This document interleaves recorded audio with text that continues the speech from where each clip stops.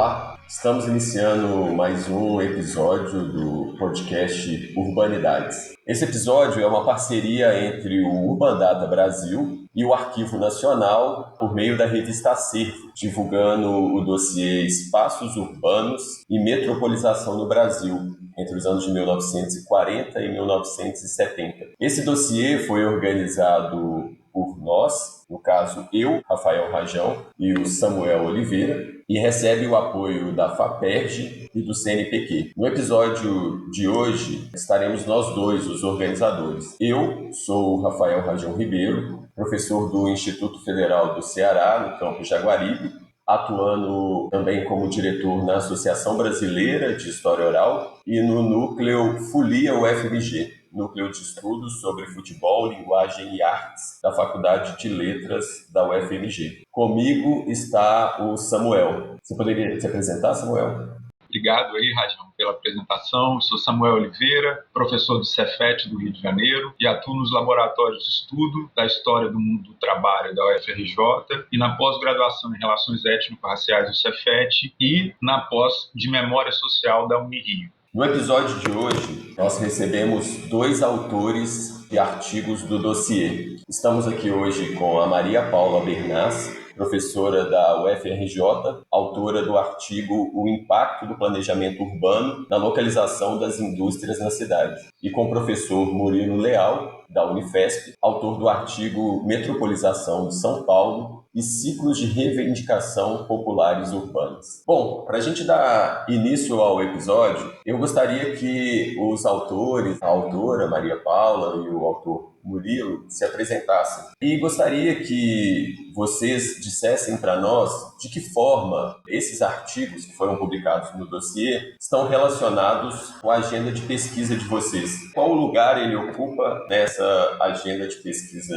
de vocês? Olá a todos, eu agradeço o convite, essa oportunidade que a revista Acervo está nos dando de poder divulgar um pouco o nosso trabalho, a nossa pesquisa e estar aqui debatendo com os colegas. Eu sou arquiteta e urbanista, professora da graduação da Faculdade de Arquitetura e Urbanismo da UFRJ e docente permanente da pós-graduação em urbanismo da mesma faculdade. Desde 2018, o artigo ele se integra um pouco dentro da perspectiva da minha pesquisa, que eu venho desenvolvendo, que desde 2018, que ela abrange o estudo da configuração espacial e da organização territorial dos subúrbios carioca, principalmente os ferroviários. A motivação para esse estudo que eu venho fazendo foi muito em função do trabalho desenvolvido na graduação junto aos alunos, que em sua maioria são provenientes das áreas suburbanas, ferroviárias, e que têm um grande interesse em conhecer a própria região e propor intervenções, práticas que sejam inclusivas para os seus territórios. Então, a partir de entrar em contato com esses territórios, inclusive nessa oportunidade, eu tive também possibilidade de contracenar com representantes de muitos coletivos suburbanos que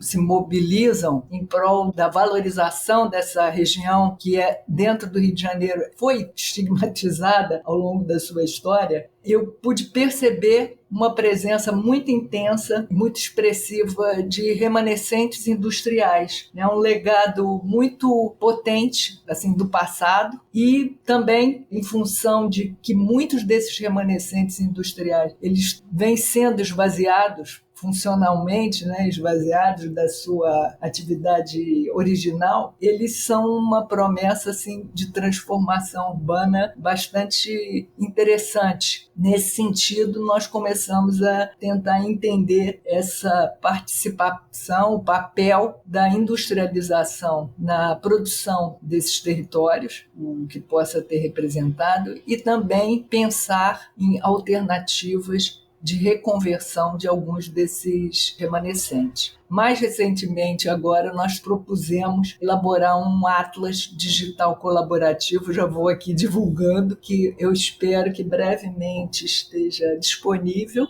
para que a gente possa ampliar e atualizar, porque é uma pesquisa que ela é de um dinamismo muito grande. Obrigado, Paula. E aí eu gostaria também de escutar o Murilo nesse mesmo sentido. Murilo, por favor, se apresente no nosso curso. Explique um pouco de que forma que o artigo se relaciona com a sua agenda mais ampla de pesquisa. Oi, pessoal. Eu sou professor da Universidade Federal de São Paulo, a Unifesp, e atuo na graduação no campus de Osasco. Eu atuo dentro de uma proposta de trabalho, de pesquisa, de ensino que se chama Módulo Compreensão da Realidade Brasileira. E eu atuo com colegas historiadores, cientistas políticos, geógrafos, na construção desse módulo. E atualmente eu estou desenvolvendo um projeto de pós-doutorado na UFRJ. Quem está fazendo a tutoria é o antropólogo José Sérgio Leite Lopes, que é um especialista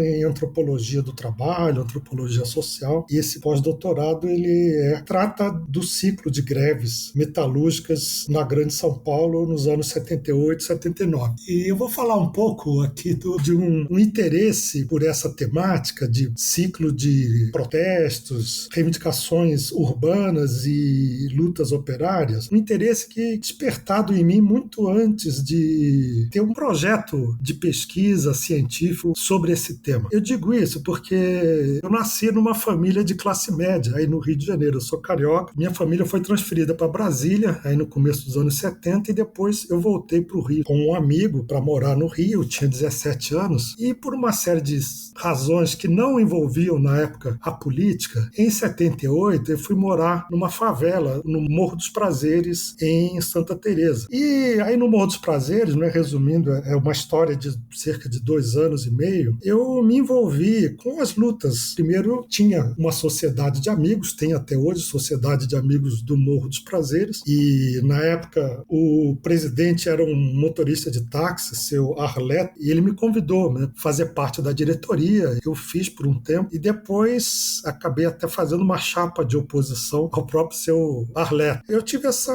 atuação, vivência e militância de favela num período de 1978, 79, em que isso estava crescendo no Rio, ou sendo retomado, né, nesse período da transição democrática. Mas nós criamos um jornalzinho que nós vendíamos aí no morro mesmo, né, chamava Combate, e juntamos um grupo de pessoas. Eu lembro do seu Itamar, seu José Bernardo, várias pessoas que participaram desse grupo, e nós tínhamos também contatos fora da favela com o pessoal dessa ONG Fase, que atuavam lá. Eu lembro que era o Fernando, Joaquim, o nome das pessoas, que eram assistentes sociais, mas também nas federações, a FAFERJ, Federação das Favelas, e a FAMERJ, Federação dos Sociedades de Bairro, né? Tivemos contato com políticos também. O principal, nós simpatizamos mais, na época, o José Eudes, do MDB, que nos apoiou bastante. E essa experiência foi até, assim, meados dos anos 80, e para mim, pelo menos, terminou porque eu tive contato por meio de um amigo de adolescência, começou a ter uma militância num partido de esquerda, Partido Operário Revolucionário Trotskista Pousadista. E aí ele me procurou lá na favela, me apresentou o partido, e os dirigentes desse partido começaram a frequentar a favela por um tempo, a participar desses movimentos que eu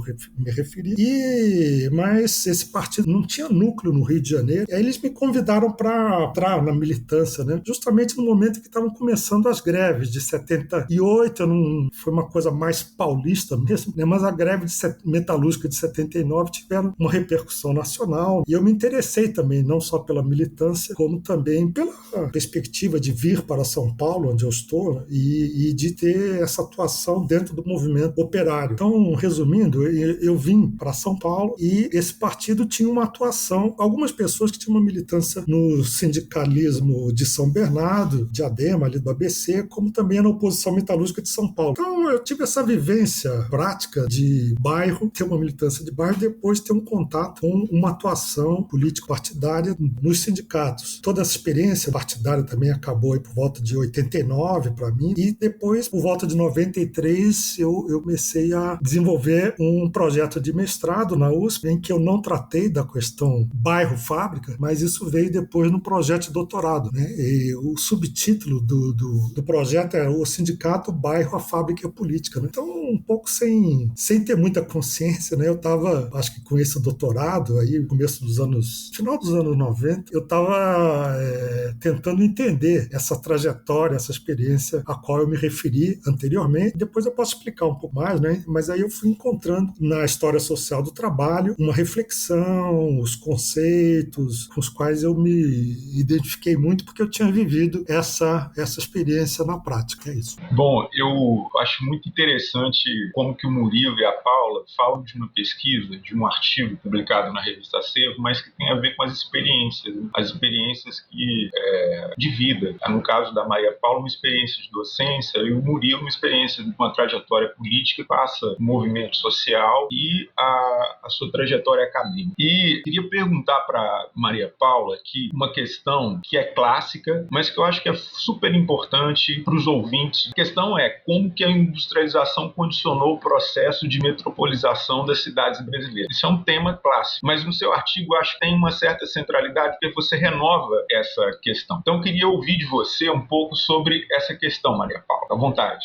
Eu acho que é uma questão de fato muito interessante e ela tem sido muito, como você disse, é uma questão clássica e tem sido bastante trabalhada. Hoje estou bem envolvida em tentar entender esse alcance territorial mais abrangente desses processos que aconteceram nos territórios suburbanos em relação à América Latina, porque eu tenho, assim, na leitura de muitos autores, a gente encontra, né, do Gobos, que é colombiano, do Adrián Gorelick, que é argentino, do Andrei Solimano, que é chileno, mas referências a essa mesma origem dessa metropolização que ocorreu em São Paulo e no Rio, e associada a essa industrialização. É algo bastante interessante mesmo. E eu acho que a industrialização, de fato, foi a principal alavanca dessa suburbanização na qual a gente se coloca e o zoneamento industrial, né, que está presente no artigo, ele é um elemento a mais que reforça essa ideia. Então eu acho que assim, o momento dos anos 40 aos anos 70, ele está bastante descrito,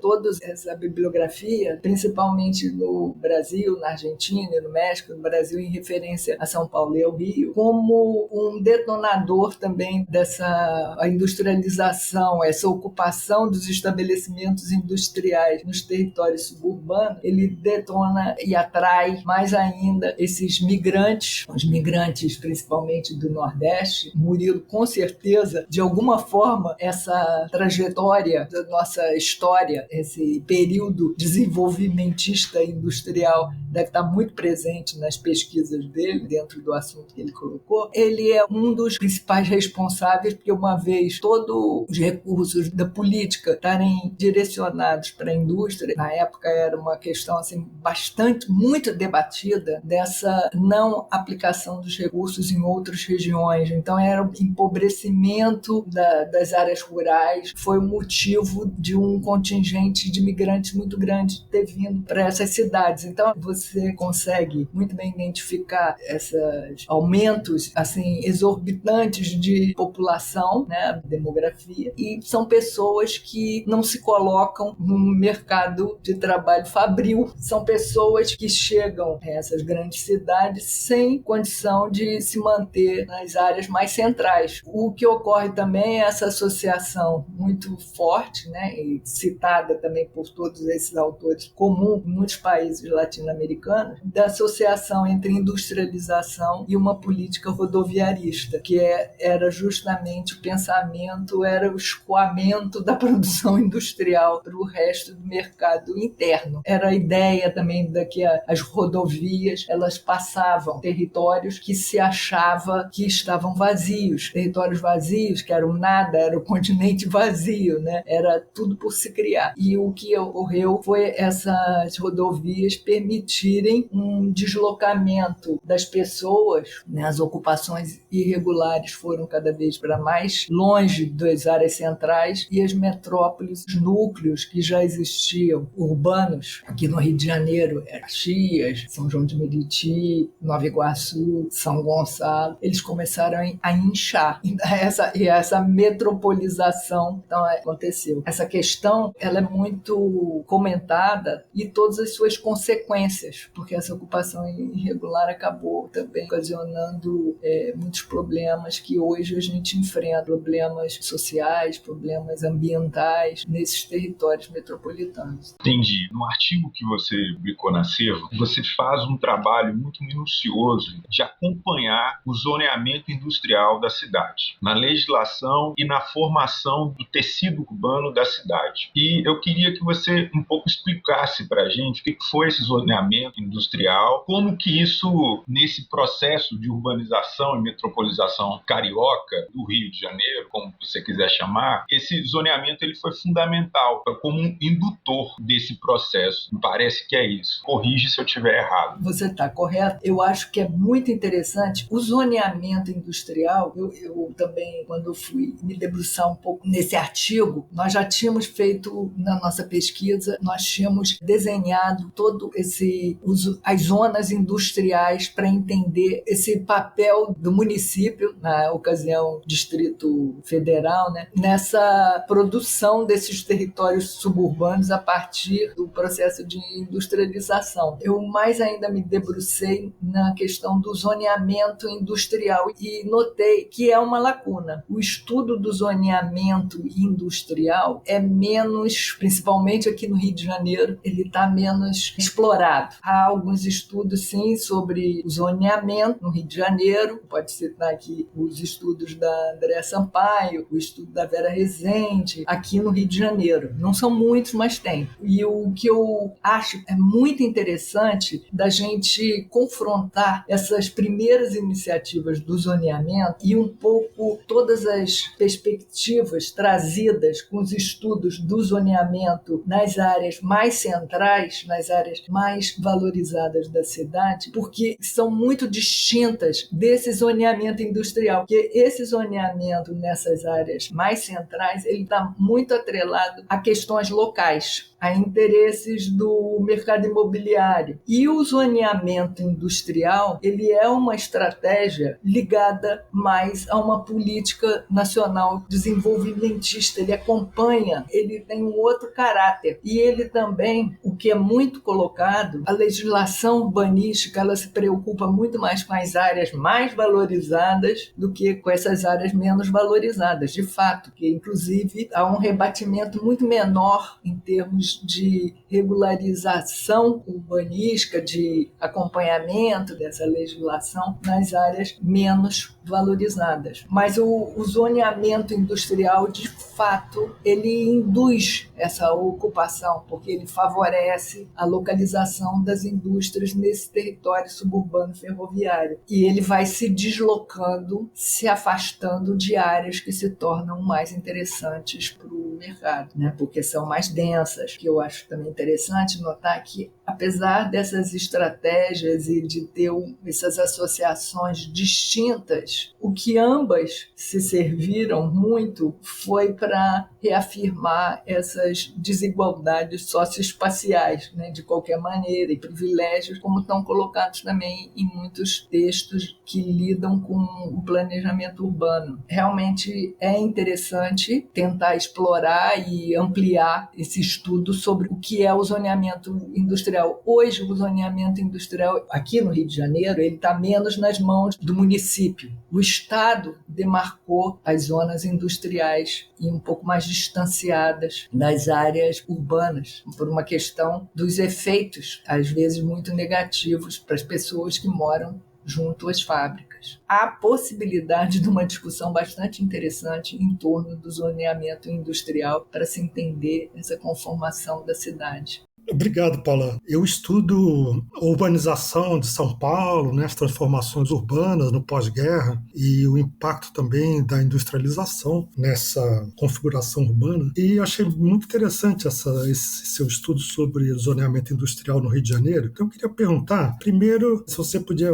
me contar a partir de quando essa legislação começa a ser editada, legislação referente a zoneamento industrial no Rio, né? De que ano? Você falou que esse tema é pouco estudado aí no Rio de Janeiro. Ou eu passei por esse tema e não me chamou atenção, ou realmente não encontrei nos estudos aqui sobre São Paulo, né? Do Nabil Bonduc, da Raquel Ronick, não sei.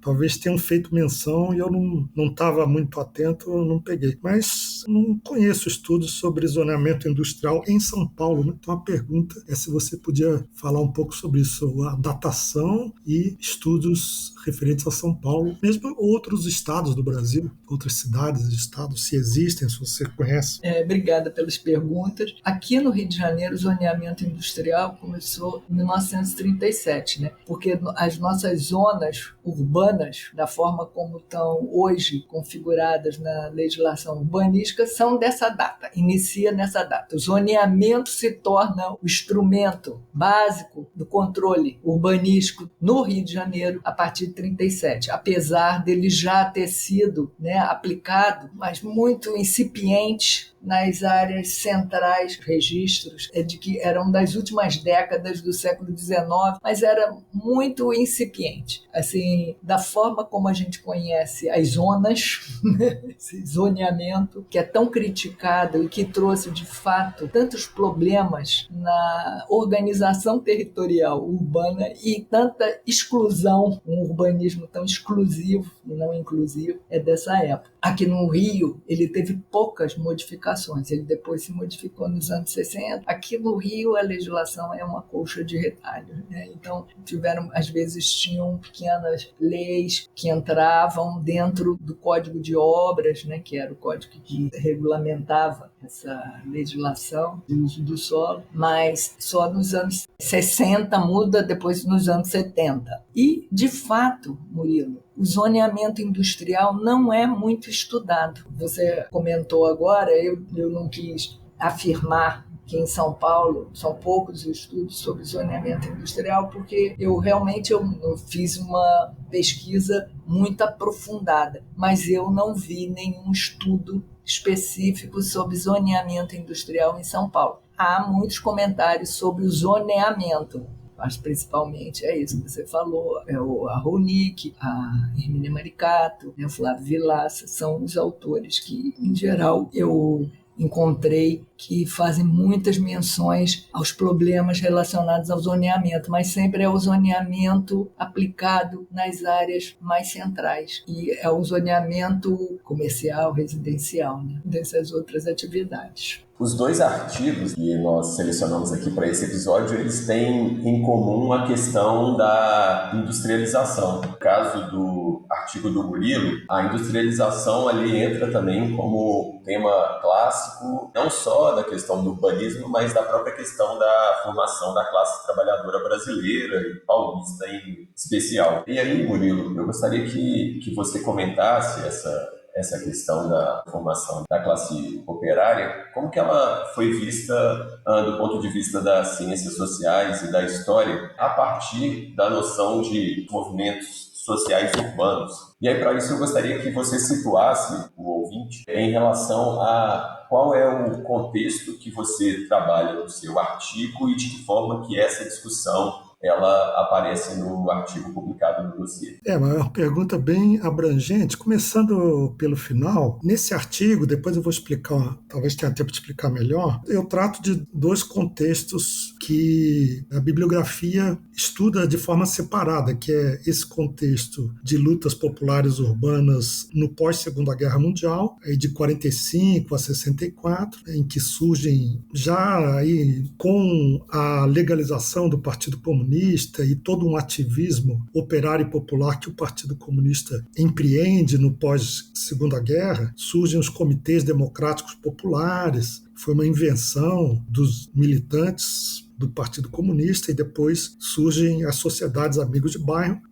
depois que o Partido Comunista tem o seu registro cassado e seus deputados e parlamentares são também cassados. Então tem esse primeiro período, é estudado nesse meu artigo para a revista, e depois eu estudo e relaciono um segundo período, que é o período de meados dos anos 70 até, tendo como marco assim formal, né, um marco que eu estabeleci, a bibliografia trabalha um pouco também, que é o marco da Constituinte de 87 e a Constituição de 88. Então, esses dois períodos são períodos muito pesquisados, estudados pela bibliografia especializada em São Paulo. Nesse artigo, eu busquei relacionar esses períodos trabalhando com o conceito de ciclo de protestos. Agora, a primeira parte da pergunta, né, eu vou começar falando um pouco sobre essa área da história social do trabalho, uma área que se constitui buscando relacionar formação da classe operária, da classe trabalhadora industrial, a classe trabalhadora num sentido mais amplo, né, de setores populares, portanto, relacionando lutas de bairro e lutas fabris. É algo que está presente em vários estudos marcantes dessa área de estudos da história social do trabalho, né, que tem como uma referência de organização o grupo de trabalho Mundos do Trabalho, da Associação Nacional de História. Né?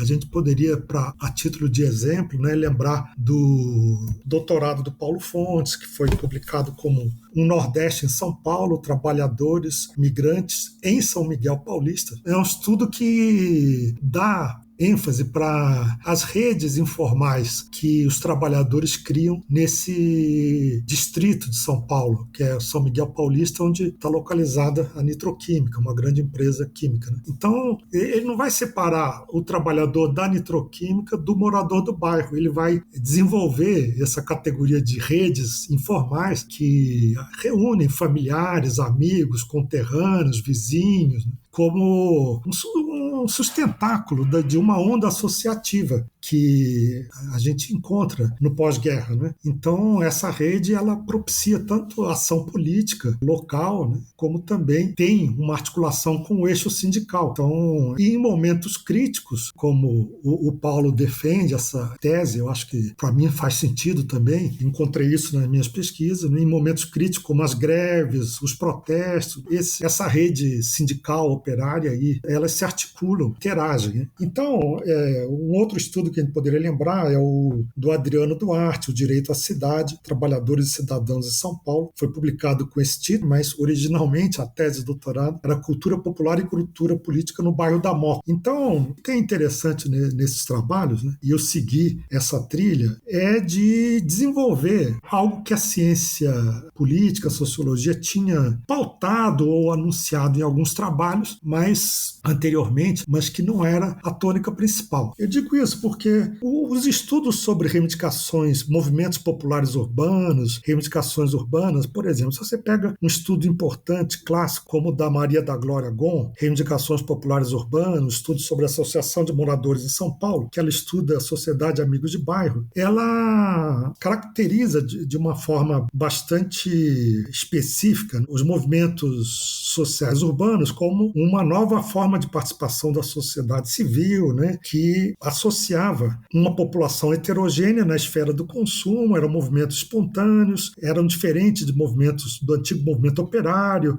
O movimento operário, tinha um núcleo articulador. Então, nesse estudo, ela insiste mais nas diferenças entre movimentos populares urbanos e movimento operário, ao contrário desses outros, do Paulo Fontes, do Adriano Duarte, que eu citei antes. Mas se você pegar, por exemplo, um livro clássico aqui sobre São Paulo, que chama As Lutas Sociais da Cidade, São Paulo, Passado e Presente, organizado pelo Lúcio Covari, já tem lá um artigo Lutas nos Bairros e a Luta Sindical, do Silvio Catiabrava. O próprio livro do Eder Sader, Quando Novos Personagens Entraram em Cena, ele vai estudar tanto os clubes de mãe, o movimento da saúde na periferia, como também os sindicatos de São Bernardo e a oposição metalúrgica de São Paulo. Então, a ciência política, a sociologia, alguns estudos enfatizam mais mais as diferenças entre movimento operário e movimento urbano, se debruçando sobre essa realidade, alguns estudos já perceberam que essa separação é uma separação mais de método, né? Mas que na realidade era preciso estudos e modelos de análise, e essa ideia das redes informais, então estudos que relacionassem esses dois mundos, que é o mundo da produção fabril com o mundo da reprodução da vida nos bairros com as suas características. Para finalizar esse tópico, é um estudo que não foi publicado, que eu gostaria de mencionar, que é o do Francisco Barbosa de Macedo, é o mestrado dele, A Greve de 80, Redes Sociais e Mobilização Coletiva Metalúrgica de São Bernardo, que ele é sobre isso, né? O quanto essa greve de 80 foi construída na fábrica e também nos bairros. Por exemplo, tinha uma conjuntura de muita repressão e foi muito conhecido essa forma de luta, que era fazer um piquete não nas proximidades da fábrica, mas lá no bairro, antes do trabalhador pegar o ônibus, antes dele ir para o trabalho, já os sindicatos, as comissões de fábrica começaram a organizar um piquete lá no bairro e com a população do bairro também. Portanto, é um estudo que evidencia muito essa relação do trabalhador fabril com o trabalhador, às vezes, informal do bairro, né, a dona de casa. Um resumo de como eu vejo a configuração desse campo de pesquisa. O Urbanidades é apenas uma das iniciativas do Urban Data Brasil, banco de dados bibliográfico sobre o urbano brasileiro. Em nosso site você encontra milhares de referências classificadas, textos digitalizados para download gratuito e pode registrar trabalhos de sua autoria. Visite urbandatabrasil.fefeleste.usp.br e siga também nossa página no Facebook.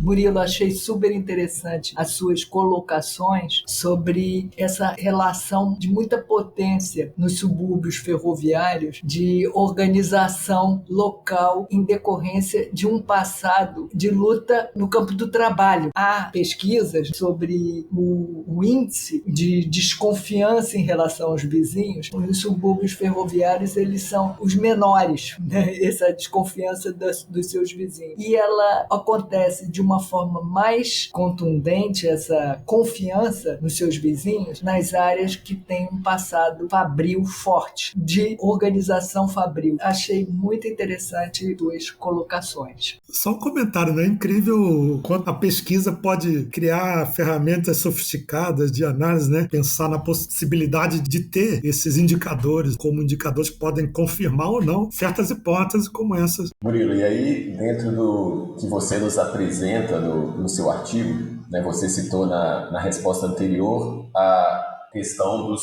ciclos de protesto que você caracteriza no artigo. Como que você entende esses dois ciclos e qual relação você estabelece entre eles? Assim?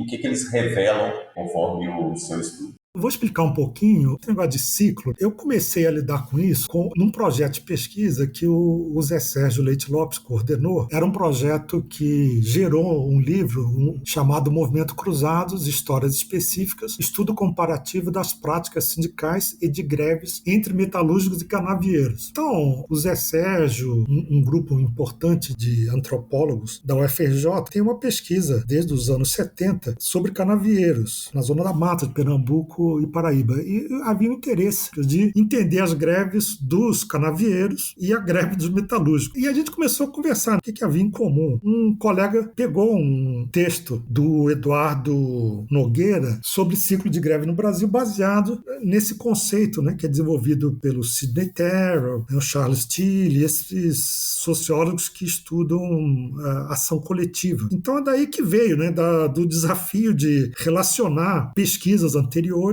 tanto do grupo do Zé Sérgio quanto nosso aqui em São Paulo, né, sobre greve metalúrgica e greve de canavieiros. E a ideia do ciclo, ela se mostrou bastante fecunda, porque a gente percebeu que os estudos sobre greves operárias, eles têm como objeto greves específicas. Então, por exemplo, a ideia do ciclo nos permitiu entender que a greve que começa na Scania em 12 de maio de 78 vai continuar na Toshiba Curitiba, de São Paulo, depois vai para Brown Boveri de Osasco e vai lá para Olivetti de Guarulhos. Não é a mesma greve, mas é o mesmo ciclo. Não são as mesmas pessoas. Não é uma greve aí em 78 organizada por um sindicato, muito pelo contrário, os sindicatos de São Paulo, de Osasco, Guarulhos, eles resistem, mas havia uma dinâmica que gera essa movimentação grevista simultânea numa parte importante desse cinturão industrial de São Paulo capital e da periferia da Grande São Paulo. Então, a ideia de ciclo foi bastante oportuno para pensar esse processo como um processo que tinha sido percebido um pouco, quase que metaforicamente, como uma onda, né, um contágio. Então, na falta de uma categoria mais consistente, os estudos anteriores falavam que tinha havido uma greve, que tinha se expandido, mas foi um rastilho, uma explosão grevista, né? E o conceito de ciclo, ele é um conceito mais elaborado, né? Então, tem a ideia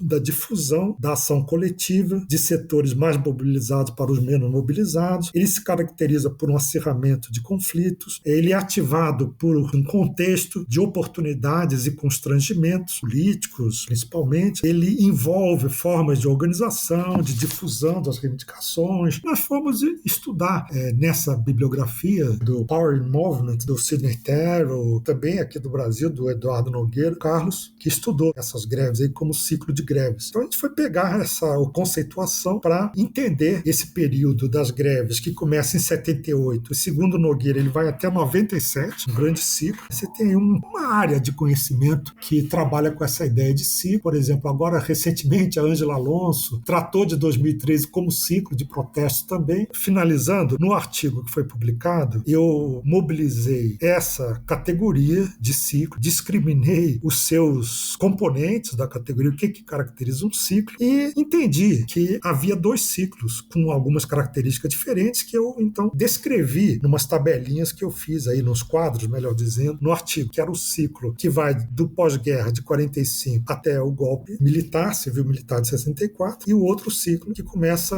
aproximadamente em 76 e termina em 87, usando uma periodização que alguém pode considerar um pouco arbitrária, mas só para a gente ter algumas referências cronológicas. E aí o que esse artigo se propõe a fazer, que é pensar esses dois ciclos relacionando-os dentro de um período maior de lutas populares que vai do pós-guerra até os anos 80. Então, dois ciclos com características diferentes dentro de um período maior. Eu sondei nesse artigo as continuidades e as mudanças e fiz uma crítica a uma percepção dos novos personagens que seria uma negação, uma superação do projeto, das formas de organização, dos personagens do ciclo anterior. Eu mostrei aí quanto tanto os personagens como o próprio repertório dos dois ciclos, eles têm diferenças e mudanças, e tentei entender o porquê dessas mudanças, mas também relações com as mudanças na própria condição urbana. Especificamente, é uma discussão sobre a desaparição aqui em São Paulo do bairro como uma unidade de vida cotidiana, né? A metropolização, ela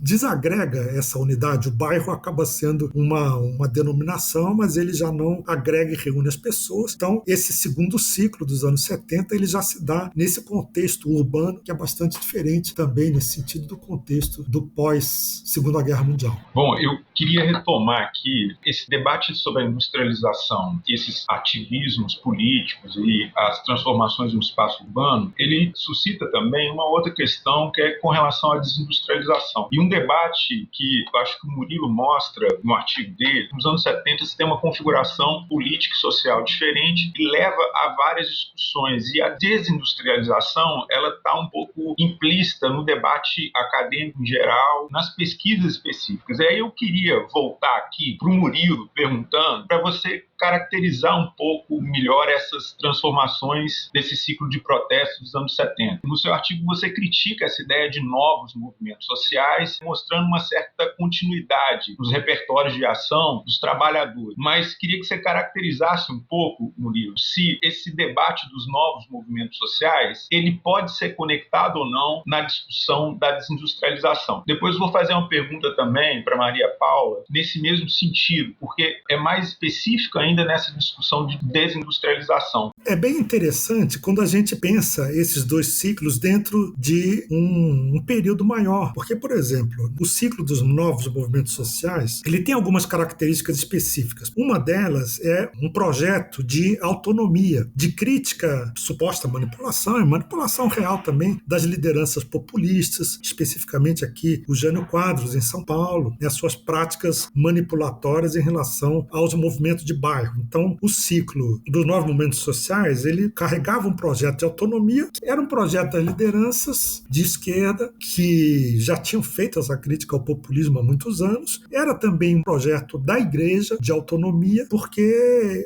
essa organização popular da igreja tinha o seu próprio projeto de criar povo de Deus, uma ideia um pouco de uma congregação que tinha na organização de base, ou a gente pode dizer um pouco criticamente no basismo, algo absolutamente fundamental. Então, esse projeto de autonomia, que era uma característica dos novos movimentos sociais, ele tinha essa dimensão programática, mas tinha também uma dimensão de uma resposta a uma conjuntura em que os canais institucionais de negociação estavam bloqueados. Então, você já não tinha os mecanismos do populismo também nesses anos dos novos movimentos sociais. Então, essa é uma questão. Mas se a gente for pegar as reivindicações, elas não são tão diferentes do período anterior. Eram reivindicações por equipamentos urbanos, resumindo muito, e as formas, o repertório das práticas também eram parecidos, eram abaixo-assinados, eram idas à prefeitura. É claro que haverá renovação no repertório de novos movimentos sociais, como, por exemplo, idas massivas à prefeitura. No período chamado populismo, eram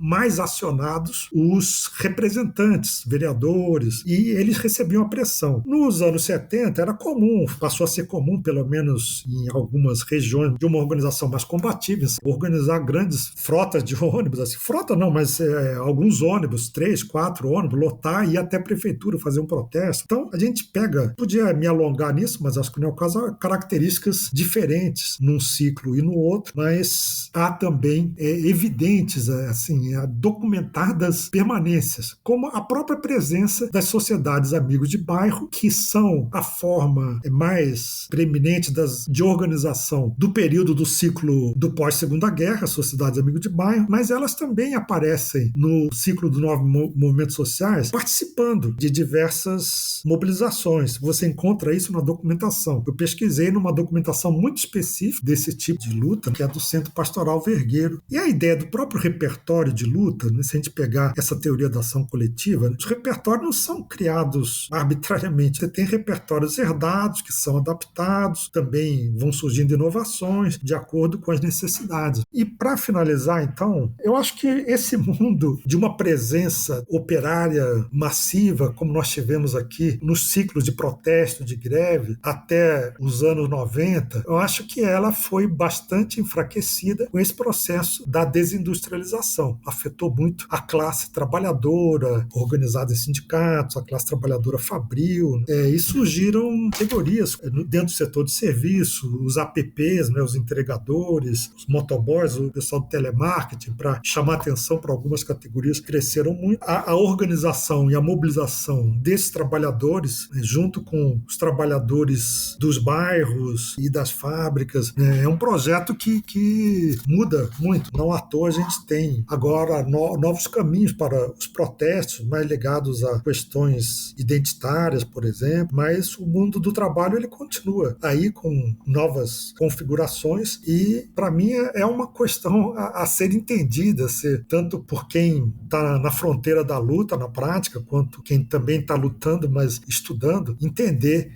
melhor essa questão da relação entre a desindustrialização e os movimentos de protesto, movimentos sociais no século XXI. Pois é, esse tema da desindustrialização tem suscitado várias questões relativas a essas sociabilidades, ações políticas, e foi bem interessante te ouvir, Murilo, como que você caracteriza aí esse ciclo de protesto, essas transformações que afetam essa prática política e apontando questões. A Maria Paula, no artigo dela, toca nesse debate da desindustrialização, falando um pouco sobre essa questão do zoneamento na cidade do Rio de Janeiro e como que esse zoneamento ele é afetado. E aí eu queria perguntar para a Ana Paula, como que você periodiza essa questão da desindustrialização e a relação com os zoneamentos cidades. E como que você percebe essa questão da desindustrialização nesse tecido urbano da metrópole do Rio de Janeiro? Queria só, antes de responder você, só fazer 2 comentários sobre o que o Murilo tinha colocado. Então, uma questão que tem a ver com o território, que você colocou, é que você percebeu que os bairros já não são mais o centro da mobilização dos movimentos. Eu achei bem interessante, porque eu acho que não são mesmo, e eu acho que elas são reflexo da ampliação da comunicação a partir das ferramentas que nós temos hoje para nos comunicar, que são muito eficientes. Então eu noto, por exemplo, quando eu penso nos coletivos, nos movimentos suburbanos, subúrbio não é uma divisão administrativa, ela é uma categoria criada pelo imaginário coletivo carioca. E aqui, os subúrbios, ele é algo indefinido em termos de limites geográficos. Há uma luta identificada como uma luta suburbana, que os movimentos se integram, e ela é muito mais abrangente do que a de um bairro. E que ela, mesmo com as diferenciações dos territórios, que também são bastante evidenciadas pelos próprios coletivos, ela tende a unificar o que eu acho que é considerada assim, a classe trabalhadora, que ela vai muito além da classe operária. A classe operária aqui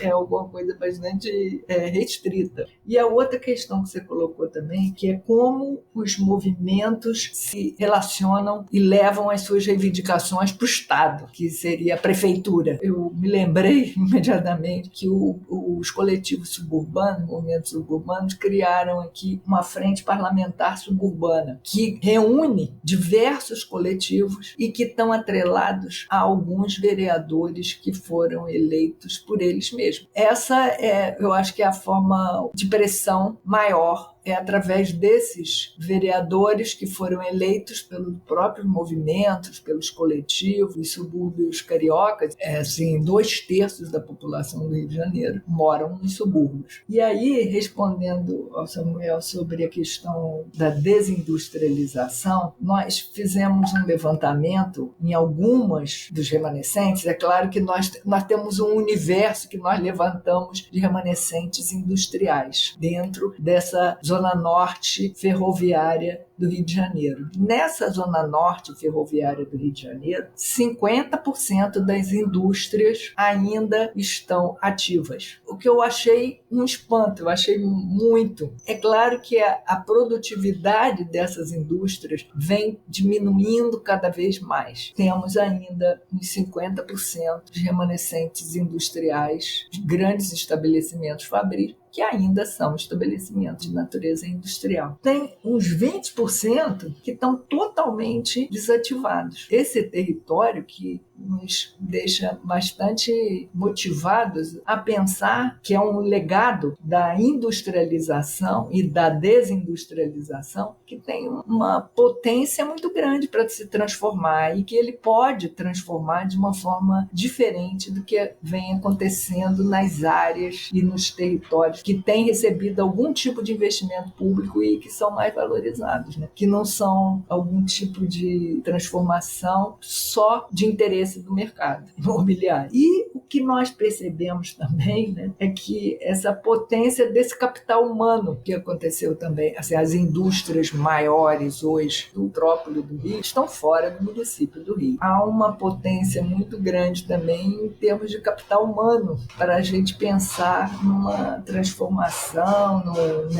eu tinha colocado a relação entre grupos, movimentos sindicais antigos, operários e movimentos urbanos atuais. Recentemente houve um exemplo, foi um incêndio numa biblioteca, livraria no subúrbio, e houve uma mobilização muito grande dos coletivos para a recuperação, porque tem muito poucos equipamentos culturais no subúrbio, como tem muito poucas áreas de lazer, o que eu vejo muito o potencial desse legado espacial e social da desindustrialização, porque as pessoas também estão preocupadas com essa falta de controle controle do poder público instituído, a falta do controle nesses territórios. É necessário uma ação urgente em relação a esse legado da desindustrialização. Excelente, Maria Paula. Obrigado. Bom, a gente está se encaminhando para o final, mas eu queria comentar que quando nós pensamos, a proposta desse dossiê para a revista Acervo, a gente se pautou muito no fato de estarmos chegando aos 50 anos da publicação da legislação que estabeleceu as primeiras regiões metropolitanas no Brasil. Ouvindo a fala, de vocês hoje aqui, a gente percebe como que esse tema ainda é um tema que suscita questões, e a gente tem questões contemporâneas que estão muito relacionadas ainda àquele processo, uma história que ainda está por se fazer. Então eu gostaria de passar a palavra para vocês, para que vocês possam fazer aí as suas ponderações, a sua saudação final. Vou começar pela Maria Paula. Eu queria agradecer mais uma vez a essa oportunidade de ter estado aqui nesse debate em torno do assunto dos efeitos um pouco da industrialização nas nossas grandes metrópoles, que tem uma especificidade que une muito São Paulo e Rio de Janeiro e outras capitais latino-americanas. Pensar São Paulo e Rio integrado com a América Latina também é algo muito interessante. Eu já coloco aqui uma proposta para o Murilo. Então é isso. Mais uma vez, obrigada. Nós que agradecemos. E Murilo pode também fazer aí a sua despedida. Obrigado, Rafael.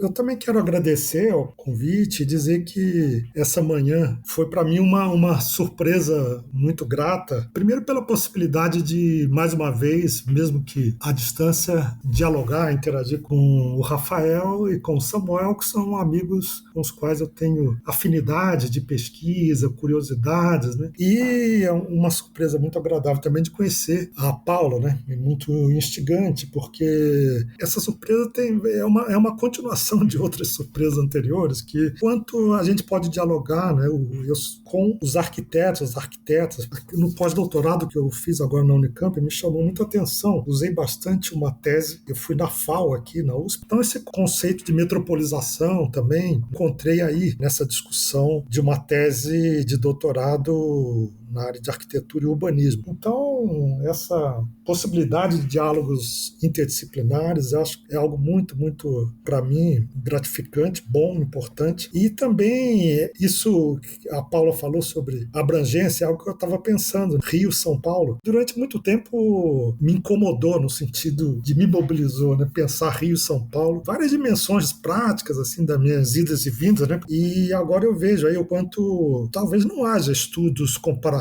sobre industrialização, crescimento urbano no Rio e em São Paulo. Eu acho que nós reforçamos uma rede de confiança mútua, que gera tanta coisa boa, e talvez estejamos definindo uma agenda de pesquisas para o futuro. Bom, queria muito agradecer a Paulo e Murilo pela manhã e por esse diálogo junto com Urbanidades. Falar que estou muito feliz com esse episódio. Esse episódio ele foi pensado pela qualidade dos dois artigos no dossiê da revista Acervo. Quando a gente vai conversar com os autores, tem várias camadas da experiência de pesquisa e da análise social que vão se revelando. Foi muito interessante, foi muito bom ouvir tanto a Paula e o Murilo sobre essas trajetórias de pesquisa e essas associações entre o processo de industrialização e desindustrialização com as questões da metrópole. É isso, eu agradeço vocês por essa parceria essa manhã hoje aqui no Urbanidades.